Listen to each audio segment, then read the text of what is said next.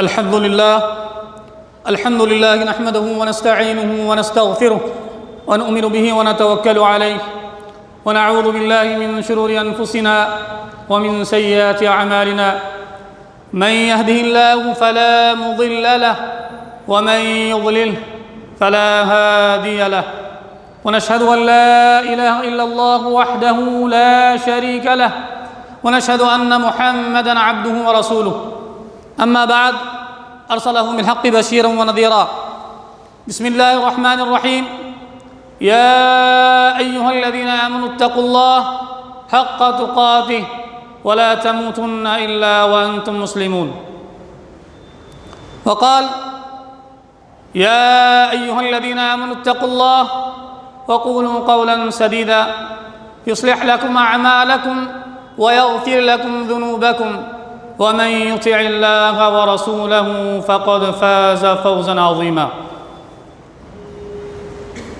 قال الله تبارك وتعالى في القرآن المجيد والفرقان الحميد بسم الله الرحمن الرحيم يا أيها الذين آمنوا قوا أنفسكم وأهليكم نارا وقودها الناس والحجارة عليها ملائكة غلاظ شداد لا يعصون الله ما أمرهم ويفعلون ما يؤمرون وقال وإذ قال لقمان لابنه وهو يعظه يا بني لا تشرك بالله إن الشرك لظلم عظيم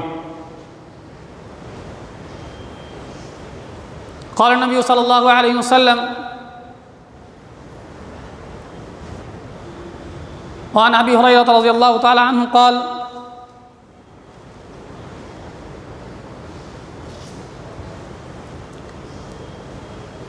ما من قطع عمله إلا ثلاثة صدقة جارية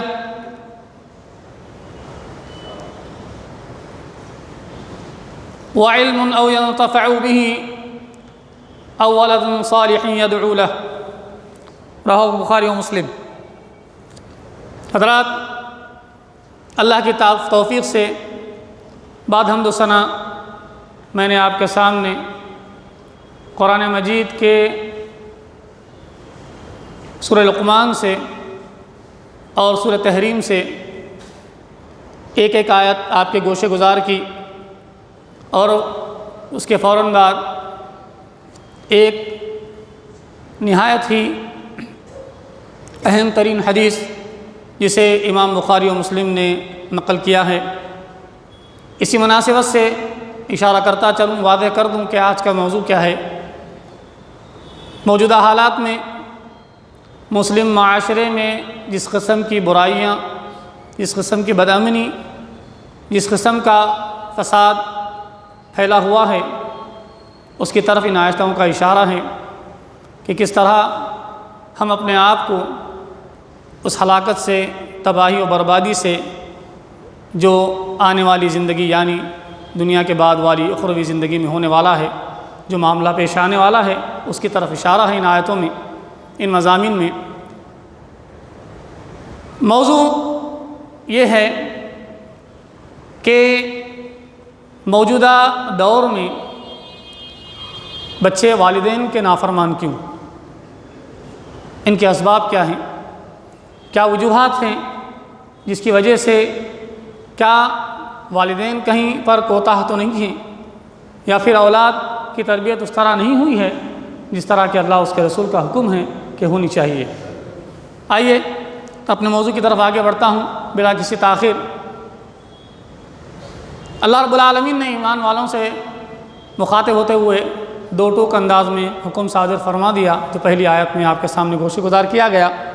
اے ایمان والو، بچاؤ اپنے آپ کو اس آگ سے، یعنی اپنے نفس کو، اپنی ذات کو، اور پھر اس کے فوراً بعد کہا قوا انفسکم واہلیکم نارا، اپنے آپ ہی کو نہیں بلکہ اپنے اہل و عیال کو بھی اس آگ سے بچاؤ۔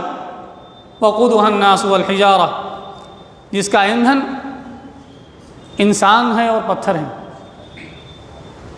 والملائکۃ علیہا غلاظ شداد لا یعصون اللہ ما امرہم ویفعلون ما یؤمرون، اور جو حکم اللہ رب العالمین فرشتوں کو صادر فرما دیتا ہے وہ انتہائی سخت ہے، سخت مزاج، تنگ دو ہیں، وہ کسی قسم کی نافرمانی یا کسی قسم کی نرمی ان سے نہیں کرنے والے ہیں جو اللہ کے نافرمان ہیں اور اپنے ماتحتوں کے نافرمان ہیں، سرکش ہیں، مجرم ہیں۔ ما امرہم ویفعلون ما یؤمرون، جب حکم دے دیا جاتا ہے تو اس طرح کر گزرتے ہیں کہ بالکل تاخیر نہیں کرتے، فوراً کر گزرتے ہیں، سزا دینے میں نہ پیچھے ہٹتے ہیں، نہ جزا کے معاملے میں پیچھے ہٹتے ہیں۔ تو یہ حکم ہے اللہ کا۔ اب اس آیت کے پس منظر میں جو اشارہ کیا گیا 3 چیزوں کی طرف، سب سے پہلا یہ جو بدامنی ہمارے گھروں میں پھیلی ہوئی ہے، اس کا سب سے بڑا بنیادی سبب ہے کہ ہم نے یعنی سرپرستوں نے اپنے بچوں کو نہ دینی تعلیم و تربیت دی، نہ خود معاندانہ طور پہ اگر اپنا جائزہ لیا جائے، نہ خود ہم نے اپنی تربیت کی۔ اللہ کی قسم ہے کہ آج مجموعی طور پر جتنے لوگ سامعین میں ہیں بشمول میرے، کیا کوئی یہ بتلائے کہ کیا ہم نے وہ بنیادی چیزیں جن کے سیکھنے کا، جن پر عمل کرنے کا اور جن پر عمل پیرا رہنے کا اللہ نے حکم دیا، کیا وہ ہم کر رہے ہیں؟ وہ کیا ہے؟ بنیادی تربیت، بچے کا دینی ماحول، اپنی نمازیں، اپنے معاملات، اپنے کردار اور اپنا رہن سہن، اپنا معاشرہ، ساری چیزیں آ گئی۔ بچہ تو سیکنڈری ہو گیا، اس کا معاملہ تو پھر بعد میں آئے گا کچھ دیر بعد۔ سب سے پہلا مسئلہ جس کے ماتحت وہ بچے ہیں وہ والد ہیں یا پھر ماں کا گود ہے پہلا، جہاں بچہ بولنا سیکھتا ہے، بول چال کرتا ہے، چلنا پھرنا سیکھتا ہے، اچھے برے کی تمیز دیکھتا ہے، وہ ماں کا گود ہے۔ آپ نبی کریم صلی اللہ علیہ وسلم نے فرمایا کہ سب سے پہلا گود ماں کا گود بچے کا مدرسہ ہے، جہاں اس کی تربیت ہوتی ہے۔ علم کے لیے تو ایک عمر کے بعد اسے ڈال دیا جاتا ہے جو اسکول اچھا میسر آئے، الا ما رحم ربی، کسی کو جو ہے دینی تعلیم سے شغوف ہوتا ہے، کسی کو دنیاوی تعلیم سے، تو وہ دیکھتے ہیں کہ سب سے اچھا اسکول کون سا ہے، سب سے بھاری، سب سے قیمتی اسکول کون سا ہے جہاں پر ہمارے بچے کا بنیادی تعلیمی نظام مضبوط ہو جائے۔ الا ما رحم ربی، کو بہت کم لوگ ایسے ہیں جو دینی تعلیم کی طرف اپنا انحصار کرتے ہیں، جو پہلی اپنی کوشش یہ کرتے ہیں کہ پہلے ان کی دین تربیت کی جائے۔ ورنہ میں چیلنج سے یہ بات کہہ سکتا ہوں کہ 80 سے 90% مسلم گھرانوں میں آج بر صغیر میں یہی معاملہ ہے کہ بچہ جو ہی بڑا ہو جائے پہلے اس کے لیے ایک اچھے اسکول کا انتظام ہو جائے تاکہ وہ اچھی عصری تعلیم سے لیس ہو جائے۔ خدا را بتلائیے کیا ہمارے دلوں میں اللہ کا ڈر و خوف اس طرح ہے جس طرح ہونا چاہیے؟ کیا ہم اس بات کی طرف کبھی توجہ دیتے ہیں؟ کبھی اپنے دل کو اس معاملے کی طرف مبذول کرتے ہیں جس کا حکم، جس کا تقاضا اللہ کر رہا ہے، اللہ کے رسول صلی اللہ علیہ وسلم کی زندگی کر رہی ہے، آپ کے احکام کر رہے ہیں؟ بچہ 7 سال کا ہو گیا، حکم دیا گیا کہ 7 سال کا ہو جائے تو اسے نماز کی تعلیم دو، اسے نماز کی تعلیم دو، کیونکہ یہ فرض ہے، فرض عین ہے، یہ ضروری ہے، لازم ہے۔ اور وہ جب 10 سال کا ہو جائے تو اسے ہلکی سی مارو، تنبیہ کرو، اس کو اپنے بستروں سے الگ کر دو۔ اسی ضمن میں امام مسلم نے ایک حدیث نقل کی ہے، آپ فرماتے ہیں کہ اللہ کے رسول نے فرمایا جس کا پہلا بنیادی عمل، جس کی نماز صحیح ہوئی، اس کے سارے عمل صحیح ہوں گے۔ کیوں؟ اللہ کی عبادت کے لیے سجدہ سجود ہوگا تو وہ ڈرے گا، جو اللہ کا ڈر خوف اس پابندی کے ذریعے کرے گا ہر معاملے میں ڈرتا رہے گا، کیونکہ خشیت الہی، اللہ کا گھر، اللہ کی عبادت، اس کا سجدہ سجود ہونا اس کے یہاں، یہ انسان کے اندر ڈر و خوف کی بدرجہ اتم کیفیت پیدا کر دیتا ہے۔ اور یہی چیز ہے کہ اگر یہ صحیح ہوئی تو سارے اعمال ٹھیک طور پر چلیں گے، اور اگر یہ صحیح نہ ہوئی اور جیسا کہ سبھی جانتے ہیں وہی رفتار بے ڈھنگی جو کل تھی آج بھی ہوئی ہے، اللہ ماشاءاللہ، وہ لوگ جو بہت کم ہی دیکھنے میں آتے ہیں، جو فجر میں خاصی تعداد مساجد میں ہوتی ہے، خود میں جہاں پر امامت کرتا ہوں دیکھتا ہوں کہ بمشکل لوگ آتے ہیں 7 8 10، جبکہ تقاضا کیا ہے اللہ کا؟ وَاعْبُدْ رَبَّكَ حَتَّى يَأْتِيَكَ الْيَقِينُ، اللہ کی عبادت کرو وہاں تک، اس وقت تک کرو یہاں تک کہ وَاعْبُدْ رَبَّكَ حَتَّى يَأْتِيَكَ الْيَقِينُ، تم کو موت آن پہنچے، تم تک فرشتہ آ جائے تمہاری روح قبض کرنے کے لیے، تو اس حال میں تم اللہ سے ملو کہ وہ تم سے راضی ہو گیا۔ عبادت کی صحیح تشریح تو یہ ہے، صحیح مفہوم معنی مفہوم تو یہ ہے کہ ہم اس طرح عبادت کریں جس طرح کرنے کا حق ہے۔ وما قدر اللہ کا قدری، کہ ہائے افسوس کہ ہم نے اللہ کی قدر کو نہیں پہچانا جس طرح اس کے پہچاننے کا، اس کے حق ادا کرنے کا حق تھا۔ تو یہ پہلا پہلو ہوا۔ اگر ہم نمازی ہوئے، ہماری مائیں نمازی ہوئی، تو بچہ جب آنکھ کھولتا ہے، بولنا سیکھتا ہے، جب چلنا سیکھتا ہے اور اسے دیکھتا ہے کہ یہ کتنا کیسا عمل ہے، بابا نماز پڑھ رہے ہیں، رکوع کر رہے ہیں اور بار بار اس عمل کی طرف رواں دواں ہیں، تو بچہ دیکھتا ہے بچہ وہی حرکت و عمل کرتا ہے۔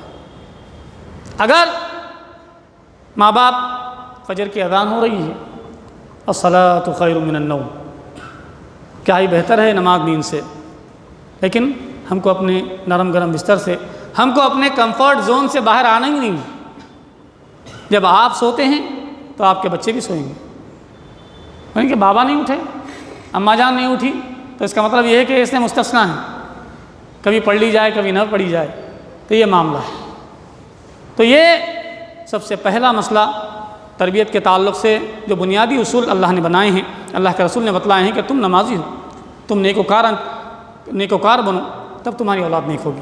شیخ سعدی رحمۃ اللہ علیہ فرماتے ہیں کہ صحبت صالح قرا، جس کو اچھی صحبت ملی وہ صالح رہے گا، اور جس کو بری صحبت ملی وہ برائیوں میں ملوث ہوگا، اور بری صحبتیں، بری کام اور بری چیزوں کی طرف مائل ہوگا اور وہی کرے گا۔ یہ کتنی اچھی بات ہے۔ ایران کے بڑے مشہور شاعر تھے، اللہ والے آدمی تھے، فارسی کے بڑے زبردست عالم تھے، لیکن انہوں نے اتنی ایک چھوٹے سے جملے میں بات کہی کہ اچھی صحبت اچھائی لاتی ہے اور بری صحبت تباہی و بربادی کی طرف لے جاتی ہے اور برے کاموں کی طرف مائل کرتی ہے۔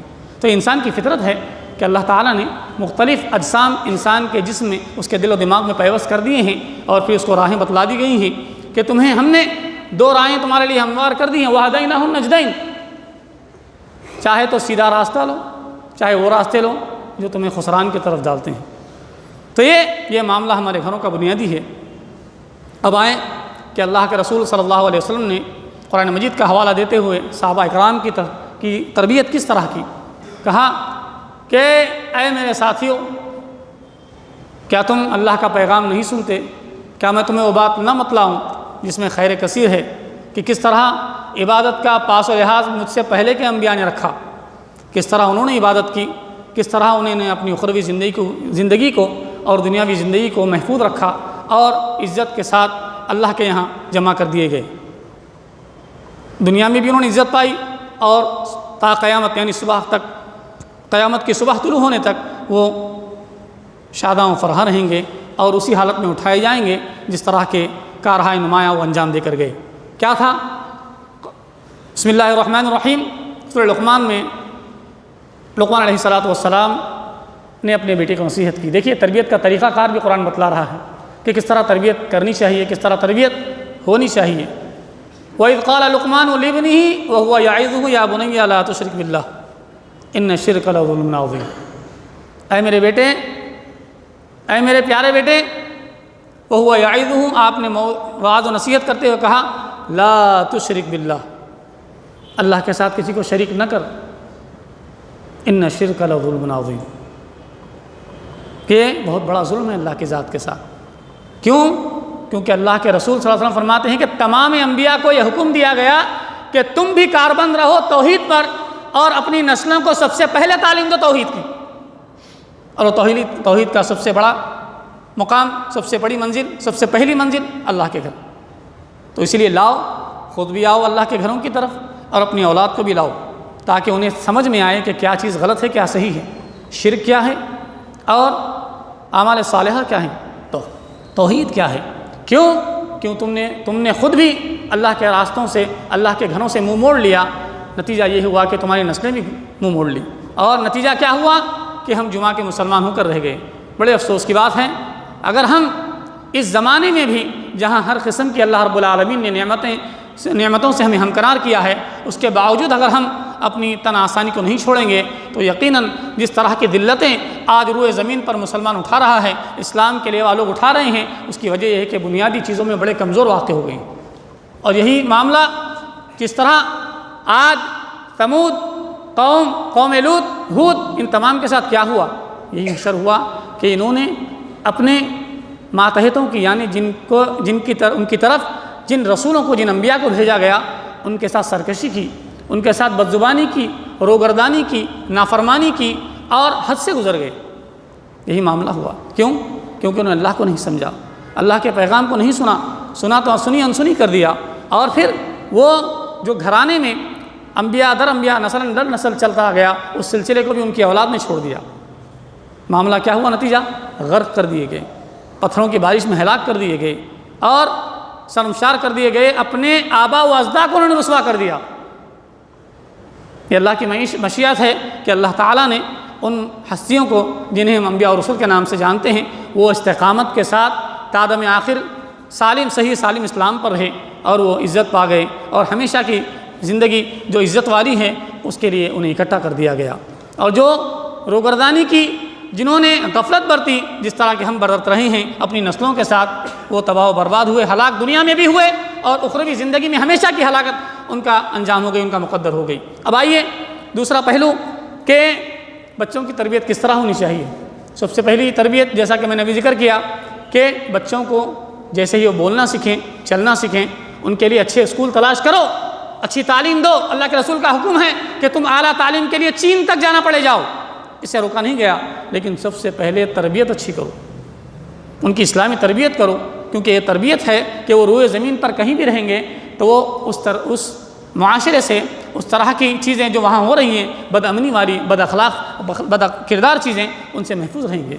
تم اللہ کا ڈر ان کے اندر اس طرح بٹھا دو، جس طرح ایک معلم اپنے بچے کو ازبر زبانی سبق یاد دلاتا ہے، اور اس طرح ذہن نشین ہو جاتا ہے۔ جس کی مثال دوں کہ ایک حافظ قرآن، ایک بچہ جو قرآن حفظ کرتا ہے، اسے قرآن مجید یاد دلایا جاتا ہے، اور پھر وہ آیتیں بار بار دہراتا ہے، اور اس طرح دہراتا ہے کہ اسے کامل یقین ہو جائے کہ اب میرے سینے میں محفوظ ہو گئی، میرے ذہن میں اس طرح ذہن نشین ہو گئی ہیں کہ پتھر پر جس طرح لکیر ہوتی نہیں مٹتی، اس طرح تو اسی طرح کی تربیت ان کی ہونی چاہیے۔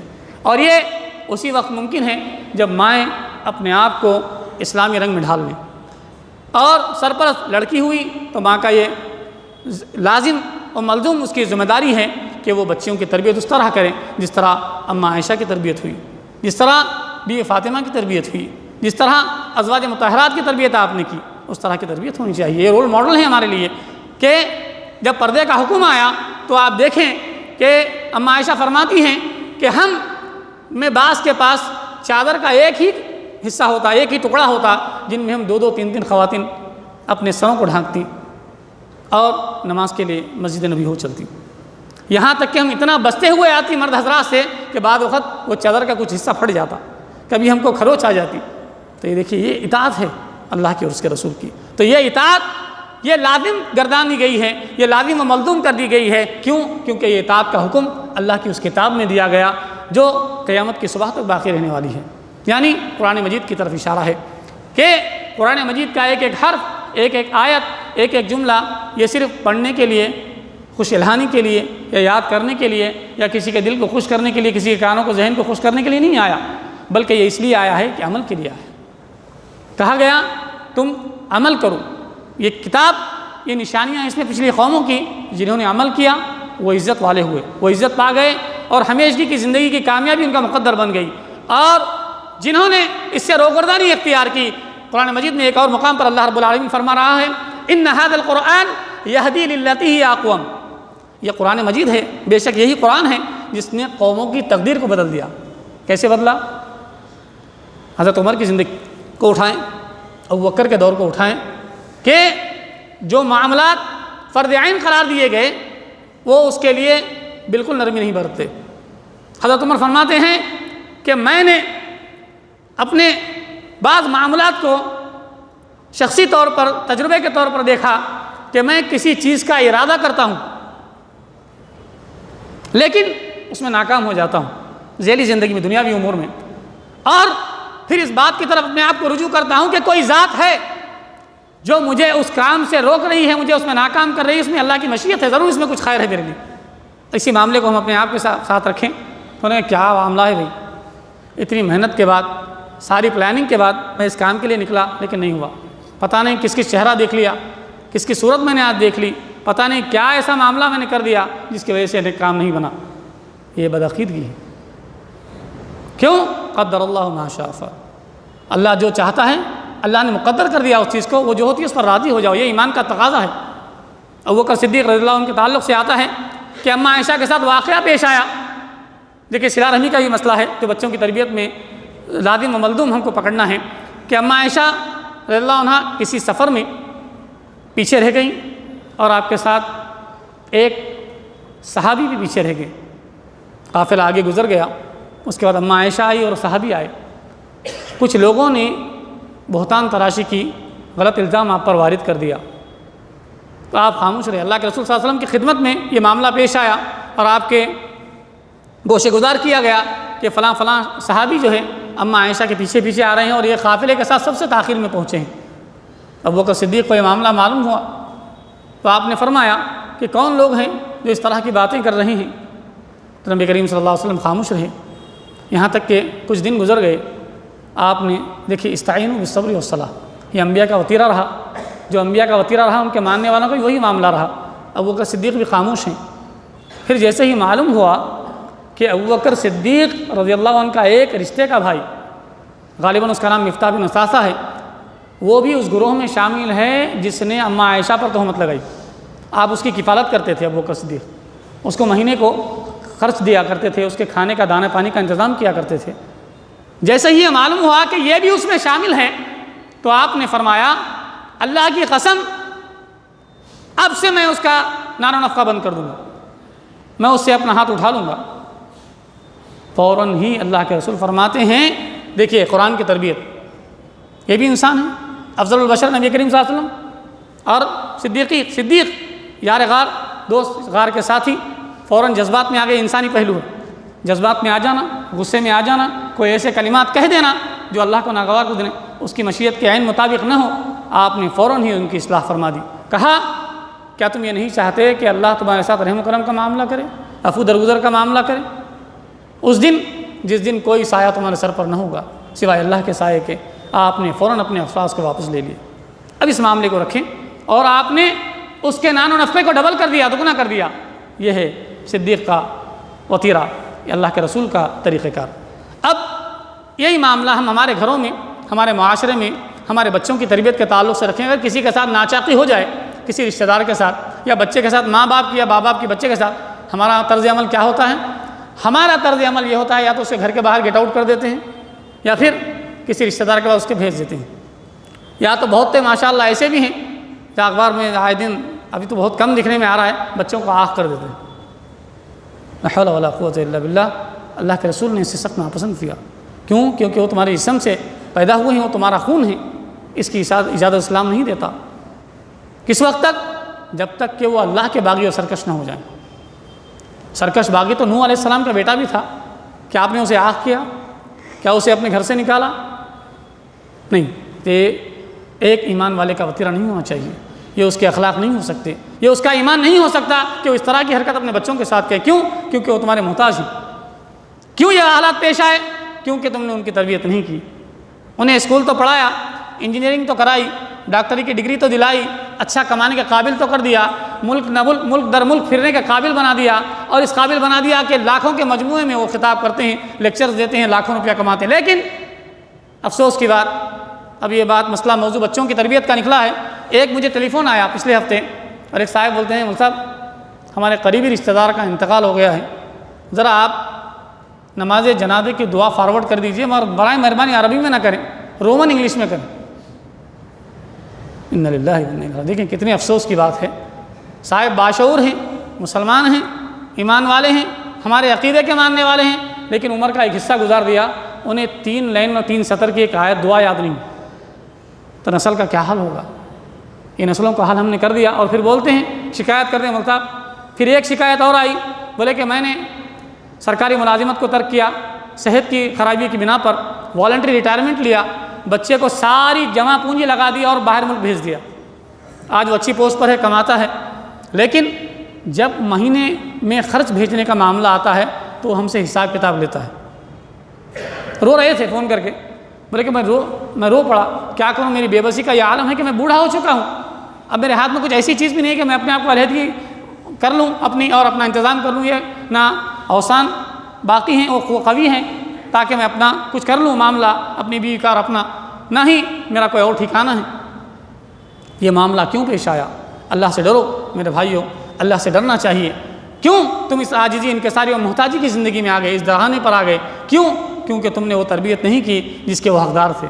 یہ ان کی غلطی نہیں ہے بلکہ غلطی ہماری ہے۔ والدین اپنی اصلاح کریں، اپنے بچوں کی اصلاح کریں، تب جا کر معاشرہ پرامن ہوگا، با اخلاق ہوگا، سلامتی والا ہوگا اور امن و امان قائم و دائم رہے گا۔ یہی دیکھیے، یہی بد امنی ہے، یہی بے دینی ہے جس کی وجہ سے روئے زمین کا کوئی ایک حصہ ایسا بتا دے مجھے خدا را کہ کہیں پر امن ہو، کہیں مسلمان چین و سکون سے ہوں، الا ما رحم ربی، وہ کچھ چند لوگ، جس طرح کہا گیا نوح علیہ السلام کو 950 سال دعوت و تبلیغ کا کام دیا گیا۔ کتنے لوگ آپ کے سائے میں آئے، آپ کے دامن میں آئے، حلقہ بگوش ہوئے؟ ایک مٹھی، ایسا بتایا آپ، اتنے سے لوگ۔ نبی کریم صلی اللہ علیہ وسلم نے تربیت کی 1400 سال پہلے، 1 لاکھ سے زائد صحابہ اکرام موجود ہیں حجۃ الوداع کے موقع پر، اور ایک نوح ہیں۔ تو یہ دیکھو انسان کی فطرت ہے۔ بتانا مقصود کیا ہے؟ یہاں پر موازنہ کرنا نہیں ہے، معاذ اللہ، یہاں بتلانا یہ ہے کہ 950 سال میں اتنی سرکش، اتنی ظالم قوم گزری، تک بدبخت قوم کہ جس نے ایسے انبیاء برگزیدہ پیغمبروں کو، جنہوں نے جنت کی بشارت دی، خیر و امن کی بشارت دی، بھلائی کی طرف بلایا، خیر کثیر کی طرف بلایا۔ اور آپ فرماتے ہیں نوح علیہ السلام کا قصہ سورہ نوح قرآن مجید میں نازل ہوا کہ میں اے اللہ تیری طرف، تیرے دین کی طرف جتنی کثرت سے ان کو بلاتا ہوں اتنی فورس کے ساتھ یہ بھاگتے ہیں، فرار اختیار کرتے ہیں۔ تو یہ انسان کی فطرت میں ہے، جب اچھائی کی طرف سے بلایا جاتا ہے، اس کی تربیت صحیح نہ ہو، ماحول صحیح نہ ملے، آپ لاکھ اس کے پیچھے کوشش کریں، تقدو کر لیں، وہی کرے گا اس کا ذہن کام کر رہا ہے، جس کی عقل، جس کا ذہن جس چیز کی طرف مائل ہے وہی کرے گا۔ لوگ بولتے ہیں کہ ہم حج کے لیے بھیجیں، عمرے کے لیے بھیجیں، اللہ کے دین کی خدمت کے لیے بھیجیں، تبھی اس کا معاملہ یہ کہ تھوڑے دن اچھا رہتا ہے پھر بگڑ جاتا ہے۔ میرے بھائی اس کا بیس دیکھیں، یہ گڑبڑ کہاں ہے، مسئلہ پیش کہاں سے آ رہا ہے۔ تو بہرحال بہت ساری باتیں ہیں، میں اکثر دیکھتا ہوں کہ جو چیزیں دل میں خیال کر کے آتا ہوں، وقت کی تنگی کی وجہ سے پوری مکمل نہیں ہو پاتی، جس کا مجھے شدید احساس رہتا ہے۔ بہرحال آپ لوگوں سے میری التماس ہے کہ اپنے بچوں کی تربیت صحیح کریں، بچوں کو سونے کا نوالا کھلائیں، اچھی تربیت کریں۔ تربیت میں ان کی غذا، ان کا کپڑا، ان کی اسکولنگ، ان کا معاشرہ، ساری چیزیں شامل ہیں، ضرور شامل ہے، اچھے سے اچھا دیں، لیکن سب سے پہلے ان کی تربیت کی طرف توجہ مرکوز کریں۔ اس معاملے میں کسی قسم کی نرمی نہ برتیں، خاص کر نماز میں، روزہ اذکار میں، خیر خیرات میں، ان کے اخلاق میں، کن لوگوں کے ساتھ وہ اٹھتے بیٹھتے ہیں، کن لوگوں کے ساتھ ان کی شب داری ہوتی ہے صبح شام۔ اللہ کا ایک قانون ہے کہ بندہ رات میں فوراً سو جائے۔ نبی کریم صلی اللہ علیہ وسلم سے پوچھا گیا اے اللہ کے رسول آرام کا وقت کیا ہونا چاہیے؟ تو آپ نے فرمایا کہ میں بذات خود عشاء سے پہلے کھانا کھا لیتا ہوں اور عشاء کے بعد آرام کرتا ہوں۔ تو اس سے معلوم یہ ہوا، علامہ ابن کثیر رحمۃ اللہ علیہ فرماتے ہیں کہ اس مسئلے سے میں نے استنباط کیا